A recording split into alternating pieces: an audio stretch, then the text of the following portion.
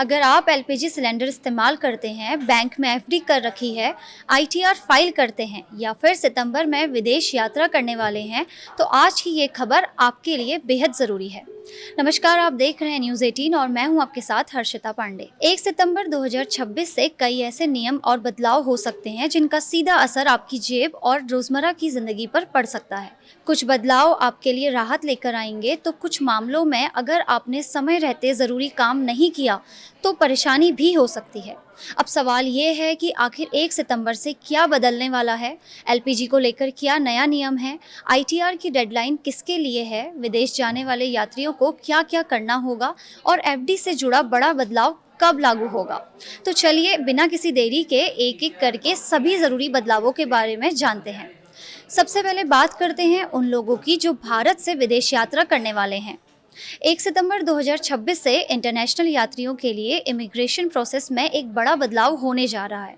अब भारत से विदेश जाने वाले यात्रियों को इमिग्रेशन काउंटर पर अपने बोर्डिंग पास पर स्टैंप लगवाने की ज़रूरत नहीं होगी।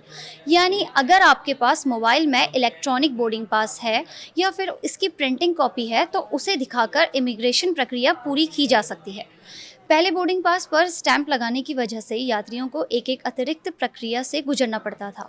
कई बार स्टैंप साफ नहीं आता था या उसे लेकर यात्रियों को परेशानी होती थी। इस बदलाव का मकसद यही है कि इमिग्रेशन प्रक्रिया ज़्यादा तेज़ और आसान हो और यात्रियों का समय बचे। तो अगर आप सितंबर में विदेश जाने की तैयारी कर रहे हैं तो इस बदलाव को ज़रूर देखें। अब बात करते हैं इनकम टैक्स रिटर्न की। अगर आपकी कमाई बिजनेस या किसी प्रोफेशन से होती है तो आईटीआर फाइल करते समय सही फॉर्म चुनना बहुत ज़रूरी है। असेसमेंट ईयर 2026 से 27 के लिए जिन लोगों के खातों का ऑडिट ज़रूरी नहीं है, उनके लिए आईटीआर फाइल करने की डेडलाइन 31 अगस्त 2026 है। यानी अगर आप इस कैटेगरी में आते हैं तो आखिरी तारीख का इंतज़ार करना आपके लिए नुकसानदायक हो सकता है। अब आते हैं उस बदलाव पर जिसका असर सीधे करोड़ों घरेलू गैस उपभोक्ताओं पर पड़ सकता है। अगर आपने एलपीजी कनेक्शन का ई-केवाईसी या आधार बायोमेट्रिक वेरिफिकेशन अभी तक पूरा नहीं किया है तो इस काम को जल्द से जल्द पूरा कर लेना। जिन लोगों के लिए पहले 23 अगस्त की तारीख बताई गई थी, उनके लिए समय बढ़ाकर 31 अगस्त तक किया गया है। इसका मतलब है कि सितंबर शुरू होने से पहले आपका ई-केवाईसी बाकी है तो उसे पूरा कर लेना बेहतर होगा, क्योंकि ई-केवाईसी पूरा ना होने पर घरेलू दरों पर एलपीजी सिलेंडर लेने वालों के लिए दिक्कत हो सकती है। तेल कंपनियों की तरफ से भी उपभोक्ताओं के लिए इस प्रक्रिया को पूरा करने के लिए जानकारी दी जा रही है।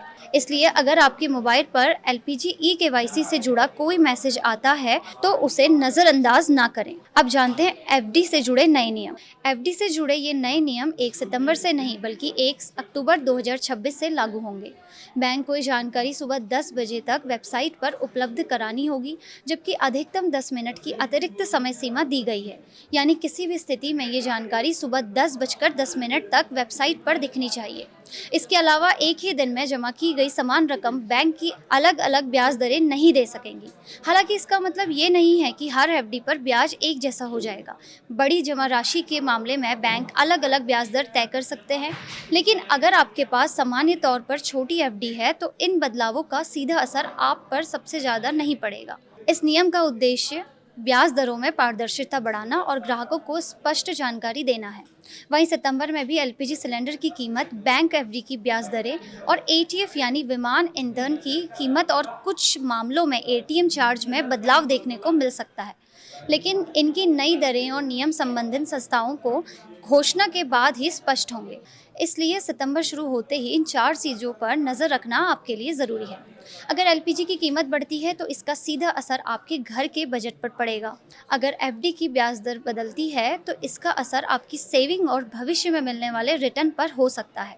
वहीं एटीएफ की कीमतों में बदलाव का असर एयरलाइन के खर्च और आगे चलकर हवाई किराए पर भी पड़ सकता है। और एटीएम चार्ज में बदलाव होने पर बार बार कैश निकालने वाले लोगों के खर्च पर असर पड़ सकता है। ऐसी ज़रूरी अपडेट्स के लिए देखते रहिए न्यूज़ 18 और इसे उन लोगों के साथ ज़रूर शेयर करें जिनके लिए ये जानकारी काम की हो सकती है।